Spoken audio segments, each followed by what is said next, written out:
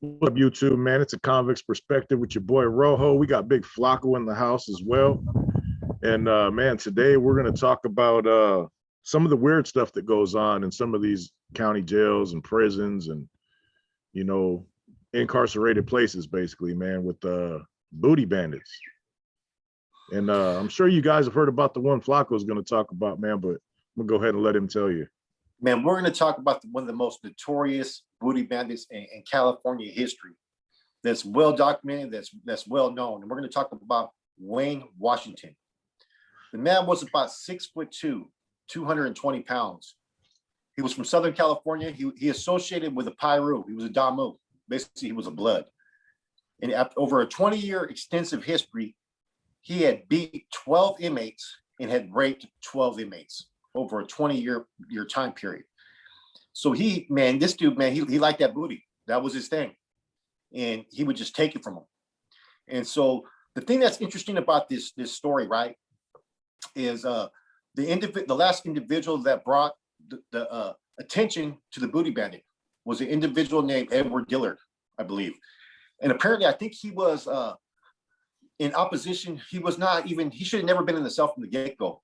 And apparently he was having issues with COs, and he was a man that was half his size. And he wasn't affiliated with the Bloods. I guess he had some prior issues. I don't know if he was a Crip or from the Bay Area. I don't know what it was, but they should have never been in the same cell. And there was charges that were brought up against COs at that time, the correctional staff at Corcoran, because this happened in March of 1993. And I know one of them, the main culprit in this whole issue, was a sergeant named Sergeant Decker. And so what ended up happening, whatever issues that Dillard was having with correctional staff, acting up or acting a fool, there's type of reprisal actions that correctional staff will take against you. They'll put you out there in an integrated yard, like by yourself against 4 inmates. They'll let the 4 enemies out first and then put you out to a 1. They'll put you in a cell with someone that they know you're going to get off on or even get hurt or raped. And so they told this individual, Edward Dillard, that you have an enemy that's moving into this unit. We have to move you. And so they ended up putting this individual who was half the size, right, of the individual Wayne Washington, who was also known as Smiley, but even more so, they knew this individual as the Booty Bandit. So apparently, when he got into the cell, this dude pleaded for the correctional staff that he wasn't supposed to be in that cell, didn't want to be there, didn't want no issues. And apparently, the next day, while they were watching TV, this is all in documents and court records and everything, and testimonies even from Wayne Washington himself, that the individual started badmouthing the Bloods. And so he ended up kicking him in the stomach, pulverizing this dude, and then taking his manhood, not just one time, for the whole damn night. That's how real prison was back then. And that's the effects of these booty bandits, man. I mean, Corcoran was known to be a treacherous environment. And the fact that they would utilize certain inmates, right, to do their bidding, set people up, or put them in the wrong cell says a lot. I mean, the poor man was raped for days, and he ended up filing a big lawsuit to which Wayne Washington actually testified, man. But if you go through all the eras, man, I mean, a person with that sick of a mind, what tripped me out is they said that he was in a leadership position within his gang still. What do you think about that, Rojo? I can't call that one, man, because, man, I'm not ultra familiar with that particular group's politics. I've had very, very few interactions with them, man. I was on the yard with some Damus a little bit in Susanville, but they were a really private group, whereas I had all kinds of frequent interactions with the Crips and the couple of BGFs that were there and a couple Kumi cats, man. I don't think I ever even spoke with the Bloods, man. They had a group, man, maybe a dozen of them. They were over in front of one building, I believe it was. And, I'd see them on the white pile, you know what I mean? I would see them, at Chow, but I never developed a rapport with them for some reason. They were kind of standoffish, you know what I mean? And from my point of view. So I really don't know about their politics, man. I know traditionally that the brothers don't trip so much off things like that, like all of the Latino groups and the white boys. But Man, I wouldn't have him in no leadership position personally. Uh, You know what I mean? I heard personally, right, that he ended up being put out there in the group yard. And you know, at that time, they would have the Northern Black affiliated yards with your Clipper blood, they'd be put out there in the yard. And I know the homeboys ended up pushing the issue for them to deal with it. And the Africanos were going to deal with it. But what it ended up happening was a homeboy ended up getting involved. And it kicked off a little melee actually between the homeboys and that particular group there. And I heard it was a whole, this is what was told, this is secondhand information, but the individual that told me this was present when this occurred. And it wasn't that they were going to not handle their business. It's just there was a bad line of communication, and they were being hesitant in dealing with it. So there was other individuals in the yard that did not know what was going on. So when they ended up getting off on this dude, the whole yard kicked off, man. Because you know, within our group, we're going to look at the same way. If you're taking another individual's manhood by force, you're a sex offender. There's no question about it. Yep. You know, and that's not going to be tolerated in any form or fashion. Now, what happened in years ago, man, like as we've talked to Sundown and other people, they were doing that stuff back in the days, man. They were loving that booty. You know what I'm saying? It is what it is. But through the eras of change, so you got to remember, this was 1993. This man had been in the system since 1973. So he was accustomed to those old beliefs to where, you know, if you're a weak and you're a punk and you're disrespectful, or if you're someone soft, they're going to take your manhood. You know, the politics changed everything later on. What people don't realize is the politics in the 70s and 80s, and even somewhat in the early 90s is when the politics started to really take its course to where those kind of things wouldn't be accepted. But pre-era, man, I mean, whether we want to admit it or not, that stuff was going on. You know what I mean? Yeah, I seen it my first time in Texas, bro. There was you know, don't get me wrong, it was a inmate who liked that kind of stuff being done to them. You know what I mean? But there was two dudes, they were black disciples, you know what I'm saying, in the Fort Bend County Jail in Texas, part of Houston, that man, they, like I told you this before, man, they had the gay dude segregated so he couldn't come out during time with the rest of the group, because they had caught him getting the business one day from the back. You know what I'm saying? So Yeah. they moved one dude out. They kept the gay dude inside of the dorm, or inside of the block. And down there, the blocks were cells, just similar to Quentin or Folsom, with bars. You know what I mean? So what you had was them two dudes at that dude's bars every day with their equipment inside a dude's cell through the bars, and just like, hey, you're gonna do this right now, like, man, a couple times a day, bro. You know what I mean? Two of them black disciple cats. And I was just like, wow, this is my first trip to the county. I'm like, man, this isn't the business. You know what I'm saying? I mean, that's the thing. As a kid, you used to hear about it, man. Like, Yeah. people getting manhood shook. I mean, you don't hear about it now at times because of the politics and the structure of things. But that's the one thing why people would unite with a particular group. You know, North Daniel, Sudaniel, you know what I mean?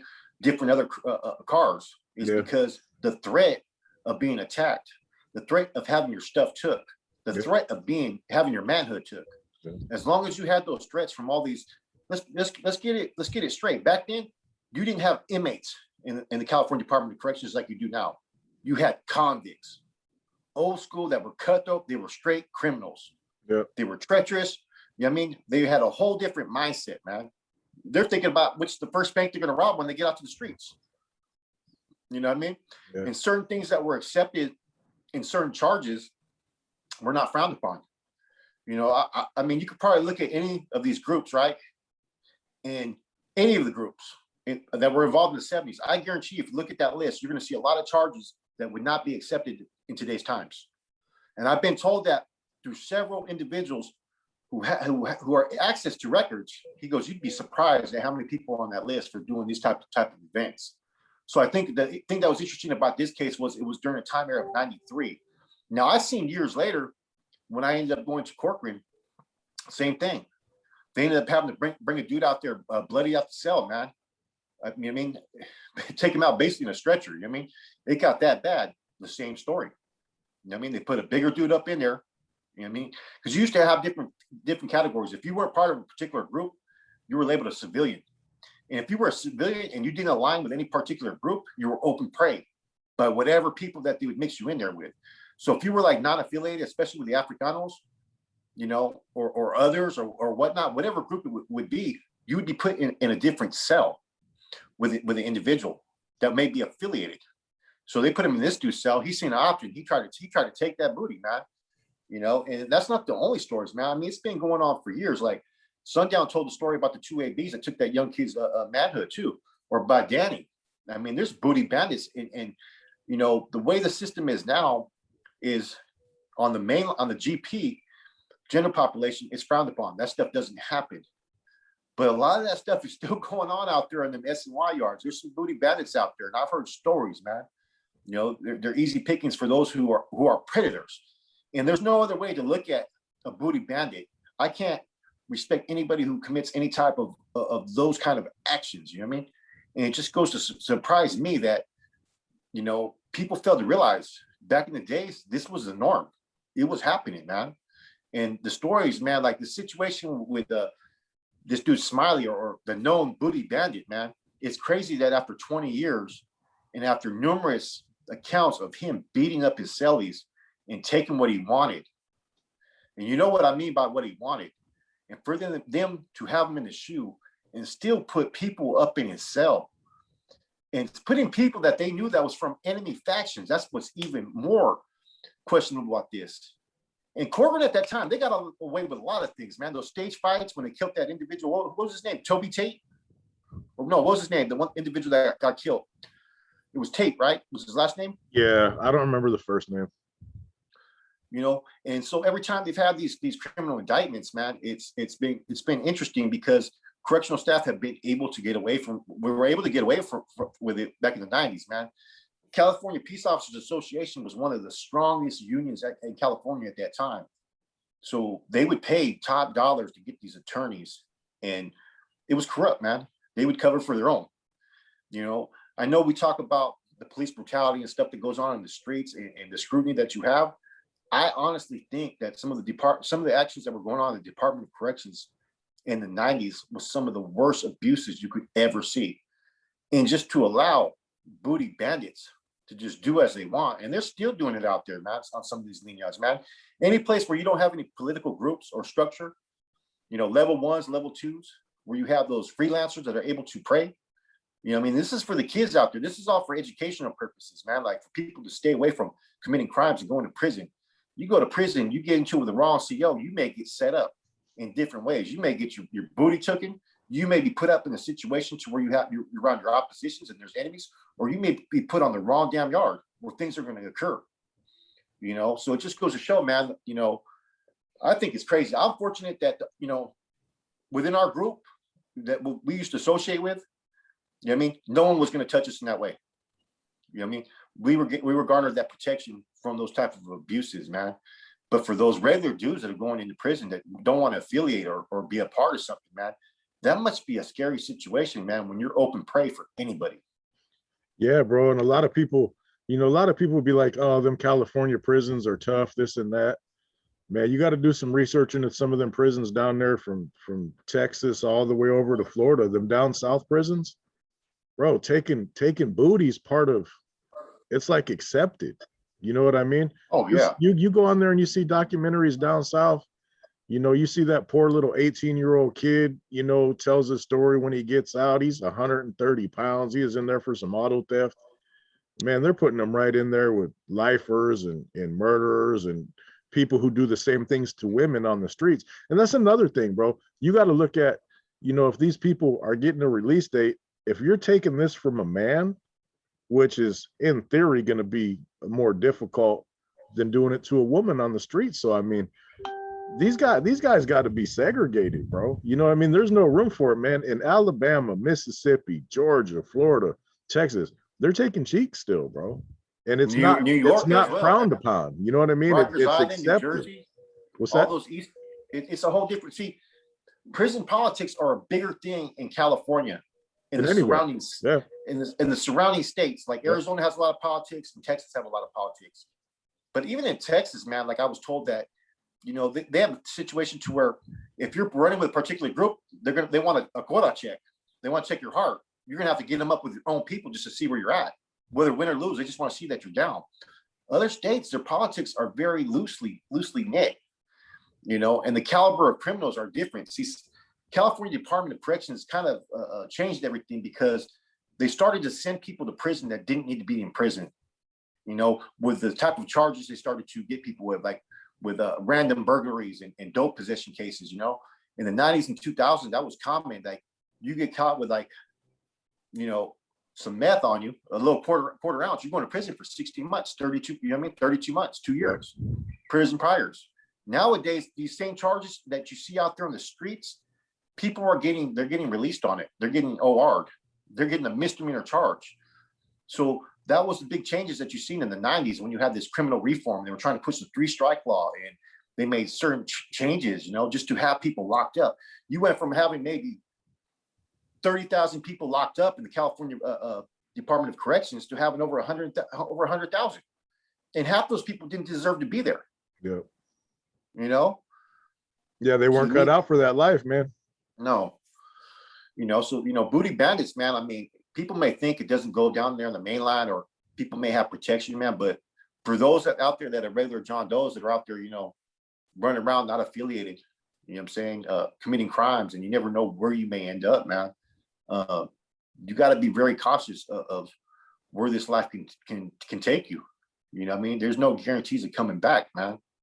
You know what I mean? And just like this individual, I mean, he was affiliated, you know what I'm saying, with a particular group. And because the correctional officers had things against him, he had issues. He probably was acting up. You know what I mean? Which we already know that if you get into it with correctional staff, it's not a smart move. Next thing you know, he got his booty taken all damn night, man. And it's not funny. I mean, this was a grown man. You know what I mean? Wasn't that big. You know what I mean? But how many other grown men out there that are not that big that if someone wants to, they can overpower or take it? There's a whole lot of them in there, man. You know what I mean? Me and you, we're big dudes. You know what I mean? You're gonna have your hands full if you try to do anything like that with me. I guarantee that, man. Yeah, no, it's not gonna happen. They don't prey on people like us. You know what I mean? No, that's not part of their character. And it's the same kind of thing on the streets with women. That, you know, you these same kind of dudes are on the streets, you know, doing this stuff to women. Not as many do it with men in the pen, though. You know what I mean? It's, you know, it's just a different thing. But the ones who do, man, those are the worst of the worst, bro. You know what I'm saying? Those are the ones that, man, you got to be a dangerous individual. You know what I mean? You know what I tripped on, bro? Like in 94, or I want to say it was 94, 95, when I first ended up on the 6 yard in Quinton, there was a lifer that had came from North Block that had got in trouble for something. Nothing serious. He just got sent to the hole for a minute. But he was messing with one of them, you know, one of the people who likes that kind of stuff on the main line. And he was still allowed to be on the 6 yard functioning. You know what I mean? And he would come out to yard with pictures of the chiruhu and all that and show them to us like we're supposed to be impressed. Like a homeboy. I was like, yeah, bro.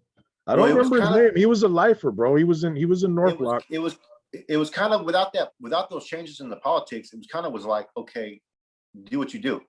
Yeah, I was surprised, bro, because this was 95. Myself, this was all the way in 95.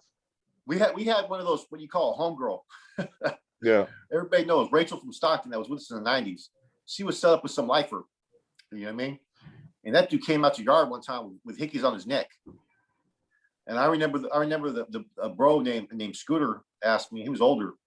He goes, what do you think about that? I go, man, I don't think that should be acceptable. He goes, I don't either. But, you know, the leadership there had, you know what I mean? Like I said, you had a degenerate running the yard that half the time he was nodding out on Gallagher. You know what I'm saying? So it was a whole different atmosphere, but you had them out there in the main lines. They weren't protected. You know what I'm saying? So there was always enough of those out there that were willing to give it. But in these groups, like I said, the politics weren't like how they are after post 96 and 98. Back then, you know, people were getting their manhoods took. And people don't realize that, man. I mean, that's just the reality of it, man. You know, Sundown told about 5 stories. I even heard other channels talk about it. You know what I mean? So all this mystique that it didn't happen, no, it's been happening from the 70s, 80s, even to the early 90s, man. It's been happening since the 1800s, bro. I mean, yeah, you know, you're dealing, when you're in prison, that's what people fail to realize. You know, you get around homeboys, you think every homeboy saw it and might just, yeah, that's cool. But there's a lot of other groups, and a lot of other people that are straight sociopaths in there that have no feeling. I mean, they're like the worst of the worst. They're the type of the ones that out there on the streets, if I can't, you know what I mean, trust you to be around my family or kids, then I already got an issue with you. You know what I mean? And there's a lot of people like that in prison that have no remorse, no feelings, and they'll look at you with a smile on their face, and in their mind the whole time they're planning on doing some sick stuff, man. You know, and back then a lot of these dudes used to slip out there in the yard because with the way politics work, if you went in there and you didn't affiliate yourself with any particular group, then you weren't our issue. You weren't our business. So if someone came in that was a booty bandit or has some type of funny style charges, it was out of sight, out of mind. It wasn't your concern as long as they weren't your people. Now, if it was seriously exposed, then maybe we'll take actions into our own hands. You know what I'm saying? Especially if they weren't aligned with any group and we seen someone that was of raza descent that came in with some funny style charges, even though they weren't a northern or nothing, or maybe they tried to run BISA or other, that's when the diplomatic politics get into play. Yeah. But you guys deal with it or we're going to straight up. That's how it has to go, man. I mean, people don't understand that prison politics have to come to where you align yourself with your own group. So if you have certain charges or issues, or you're known for this, you know what I mean? And some groups may be lax on it, man. Some of them may say, okay, man, homeboy did what he wanted to do. He took the dude's booty. Yeah. You know, we would frown upon it. You'd get whacked if you did that with our people. But within other groups, I mean, because we've always stood against oppression. You know what I'm saying? Yeah. But oppression has been happening to other inmates since the way back in the 50s, man. Yeah. And the 60s. Control, power, you know what I mean? Forcing people into doing certain things. I mean, we already know that's how the NF started, from inmate aggression towards regular raza, to where they wanted to stand up against it. You know what I mean? Yeah, no doubt. But that doesn't take the natural mind. Natural man, I mean, there's some sick individuals in there. Yeah. You know what I mean? And the politics have made it to where these individuals, once exposed, they get dealt with. But they're out there on the SNY yards now. You know what I mean? Don't get it twisted. Yeah, I've heard stories for sure. I've heard stories on the SNY yards, man. I mean, the SNY yards are almost functioning like how it was in the 60s and 70s. You know what I mean? You're weak, you're going to get your stuff took. Yeah. Canteen, you know what I mean? Canteen, back door. You know, and it's the funny thing about it. Esophagus, right, yeah, they're taking it. I mean, I talked to a couple of homeboys that have told me, right? They're like, man, some of these dudes that we used to look up to, you know what I mean? Older carnales or older bros from like the 80s and 90s. He goes, man, they're out there chasing around little kids. You know what I mean? Because they no longer have those political restrictions. So that just goes to show that they've always had these evil tendencies within them. Yeah, it's always been something going on up there. Man, sick individuals, man. Anyways, anything else you want to add about these booty bandits, man? Or these I mean, the only thing I say to that is like, they come from an era that's way different. I'm not making any excuses for them and everything, but it was the normal back then. You know what I mean? So, you know, whereas it was normal to function at a high level in the 80s and 90s as a homeboy, and now, you know, you got all these SNY groups, man, that's becoming the normal. It's just times change, man, and people change. You know what I'm saying? When you're around any kind of certain thing and it's prevalent in your era, man, you're kind of going to be stuck to your ways, bro. You know what I'm saying? And yeah, it's a shame, bro, because they were functioning at a high level, and they know that stuff's kind of weird, and then they're going to revert back to it. It's like, well, it's kind of it's funny, like you said, bro, that it's always been, you know what I mean? This is what I find kind of funny too, though, right? Let's keep it 100. Some of the old leadership within all these groups used to engage. Yeah, we know a few names that we're not going to put their names out there. Yeah, you know what I'm saying? That would shock people. Like, what, for reals? You know what I mean? And these same individuals now are deeming people no good for doing that same stuff, man. Yeah, and they were all pro. They were all pro at it. Yeah, they had their pickup lines for different kind of razas and stuff. You know what I mean? Sure. Hey, it's not a laughing matter, man. Really, I mean, it's funny for guys like me. He sure had a pretty mouth there. Hey, yeah, exactly. It's pretty as the day is long. Hey, but it's not a joking matter, man, because, you know, a lot of these kids nowadays are going to come in and they're going to be like, I don't want to be a part of those kind of, you know, crazy politics that them Nortes and them Sewers and them guys do. You know what I mean? And they're gonna go to the SNY yards, and they're gonna be 18 years old, and they're gonna have parents that give them a lot of commissary. You know what I mean? And they're gonna fall victim, bro. Oh yeah. And that's why a lot of them A lot of them are riders, and because they were scared to be homeboys, you know what I'm saying? And they're trying to find some kind of group where they don't get their canteen took and they don't have to play with nobody's equipment. Well, even the GBG started off that, believe it or not. Yeah. That was the whole purpose. The GBG started on SMY yards because young people were preying on certain individuals. Yeah. You don't form a group unless you're attacked or oppressed. Yeah, and a lot of people don't realize it's just because somebody likes to mess around with people of their same, sex or whatnot, that don't mean that they're a predator though. That's just their personal choice. There's a difference between predators, and when you start trying to prey on gay people, don't forget they're people. Just because they like that other stuff, that's their choice. But you still can't go taking their cakes. And that's exactly what you're saying, why them GBG said, hey, you ain't gonna steal from us because we're gay. You ain't gonna, take our back door, you know what I mean? Our windpipe. You ain't taking the threat of booty bandits, man. I mean, it's real talk. Hey, because you got people out there finessing them out the cheeks. You don't need to take them. That means they got no game. Mm-hmm. I mean, 2021, I never thought, well, because of the uprising of SMY, but you still got, I think there was a recent case I read too of this still occurring. You know what I mean? Booty bandits still, like, not the same individual, but a whole different individual. In GP? Not in GP. You know what? One of the brothers was in Salinas Valley, and there was actually, I'm not going to mention his name. He said that there was an active Sureño that was taking another Sureño that was soft and weak. He was taking his culo. You know what I'm saying? And I forgot what yard it was, but I guess the dude was not really, he was set up with someone who wasn't really a Sureño. He was just from down south. Right. You know? And the dude would come to the yard all depressed and everything, like, you know what I mean? And then he ended up telling the homeboys that what was going on. And before anything could happen, the dude that was taking this dude's manhood went and whacked his ass. Straight up. This happened, I think, around 99. You know what I mean? And the story, when I heard that, I was like, what, for reals? You actually seen it. It was in one of our comments on one of Working X Cons videos when he did a topic on this similar topic, man. Someone put a little comment about the situation, man. And I actually got a phone, was discussing with it, man. So there's also been, I think every group at that time was guilty at one time in the 80s and 90s, maybe more so the 80s and 70s. You know what I mean? For us, I think we always had too many. We were always outnumbered on those main lines to where that would become less of an option.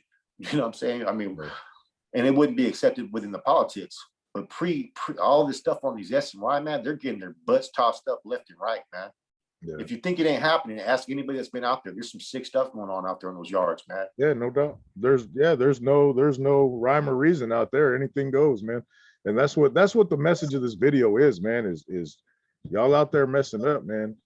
Just because it's California and it doesn't happen in certain places, man, you could end up in a place where it does, or you could end up on the wrong side of the green wall or the COs, and they'll put you in with one of them people, man. It happens, bro. They'll put you in situations like, well, we're not going to write this dude up. We got something special in mind for you. You know what I mean? We'll put him down there with Big John, or we'll put him out there with these guys that we know are going to take flight on you right away. So and these predators know this, guys. This is what you guys don't realize, is that they know if they're able to take your manhood, even if they're active, right? Yep. What man's going to go cry to the cops, hey, this dude's been taking my manhood? They're going to be on hush quiet. And maybe 5 or 10% of them only. Yeah. You know what I mean? Yeah. So if you think that this stuff is not secretly going on in that cell still, even on the GP side, believe it or not, you come in, someone who's soft, who's affiliated, is on a level 4 yard for, like, some petty crime. Like I said, that happened in Salinas Valley, and so none of these groups, you know what I'm saying, are expendable from not having people who may have sick minds, whether you're black, white, Sureño, Norteño, Bulldog, Bicep, whatever. Any of these groups have the potential to have a sociopath or a sicko that you may see a certain persona from them when you talk to him. Oh, he seems like a righteous homeboy. Yeah, he's in there with some first term kid, and that kid's bobbing and weaving in the cell. Yeah, getting all his canteen took. Getting all his canteen took and everything, man. Getting his donut split in half. Yeah, it's happening. So if you don't want to deal with none of this stuff, get you a job. and stay out the prison. Yeah. Otherwise, you'd have to worry about these predator booty Hey, bandits. that was what they used to tell me when I got out of the Texas Youth Commission. You don't want to go to the big house. They're pushing in poo. You know what I'm saying? Man, same And thing. they I was were scared. not I was mine, scared. but they were I pushing it in. was lightweight scared going to the county jail because you hear those stories as a kid. Oh yeah, you know what I mean? You know, this is what's going on, so you don't know what to expect, man. I was like, man, I was looking over my. I don't think I slept for the first couple of nights, man. You know what I mean? I'm just an 18-year-old kid straight from juvenile hall to the county jail, and after a while, I kind of got used to it. But even our era, even the 90s, it wasn't as political as it was now. It was more convicts, more men. Yeah, no doubt. Whole different. All right, YouTube, man, we got to wrap this one up, man. But yeah, this is just a lesson, man. Just weird things happen in prison, man. You know, there's people in there that are in there for a reason. They're not right in the head. They're never getting out. They don't got nothing to lose, or they just might not like you, or they just might want you. You know, stay the hell out of them situations to get yourself there, because there's only a certain percentage of people that something like that can't happen to. You know what I mean? Most of them could fall victim. Well, not most, but a lot of people could fall victim, you know, depending on circumstance, whether you think you're hard or not. There's circumstances that could take all the being hard right out of your hands. And not just on the getting your dignity took, but just being in a situation where, you know, you could get really messed up and not go home. You know what I mean? Or have to really do something horrible to somebody. Then again, you won't go home. You know what I'm saying? So, bro, it's just best to get you a job, do something legit. Me and Flacco are doing it. You could do it. Straight up. Peace out, guys. I got 19 felony convictions. I'm not committing no felony. Yeah. And I don't got to worry about getting my donut crushed. Straight up. That's not happening with me. Not at all. All right, YouTube, Convict's Perspective. Hey, my weaponry's up to par too. Oh yeah, man. Give me a Title 15. We'll get busy. Hey, so y'all have a blessed weekend. We appreciate y'all. Like and subscribe. Check us out. I'll probably be going Hit live. that bell notification too. That bell notification so you guys can get updates as we drop, man. Let's push these videos out quick, man. Help support the movement. Yes, indeed. Enjoy the rest of y'all weekend, man. Appreciate you. Peace.